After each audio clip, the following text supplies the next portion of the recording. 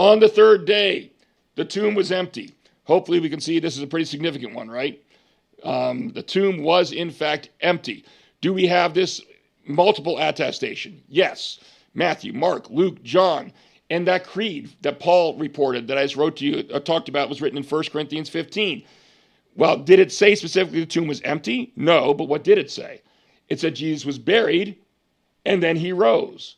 Well, if he was buried and then he rose, what's that mean about the status of the tomb? It means the tomb was empty, right? And so that is also attested in that 1 Corinthians creed, which means we have the same early attestation that we saw before with all those gospel dates. And of course, as early as 38 AD, we have reports of the tomb, in fact, being empty. And the other thing I'll mention here is to understand this. There is no other historical document anywhere that has ever been discovered that claims the tomb wasn't empty. Every report we see of, even both in the Bible and outside the Bible, of the early church fathers, of the Jewish response, for example, to the claims of the Christians that Jesus was resurrected, all admit that the tomb was in fact empty. Matter of fact, the leading explanation was the claim that the disciples stole the body, which we'll get to in a minute. All right. Even in the second century, I think it was Justin Martyr, don't quote me on that one, but in the second century, early church father was even reporting that argument was still being made by the Jews at that point in time. Well, if the argument is that the disciples stole the body, what is that admitting? That's admitting that the tomb was empty, isn't it? All right. So again, there is no other historical document anywhere that claims that the tomb was not empty. As a matter of fact, most of them either explicitly or implicitly, all of them either explicitly or implicitly admit the tomb was in fact empty. All right, so we have this we have this early. What about the principle of embarrassment? We got that too. All right. Who were the first ones to discover the empty tomb? They were the women, right?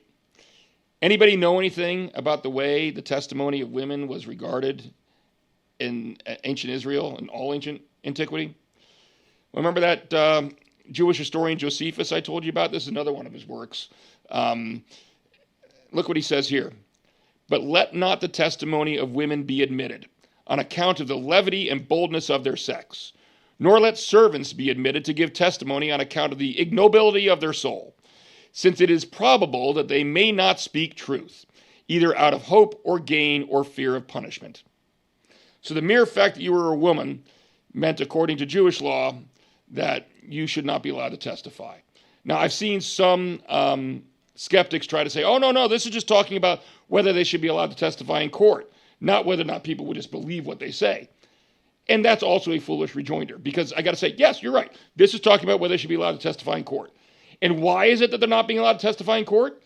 Because as a general principle, people didn't believe them.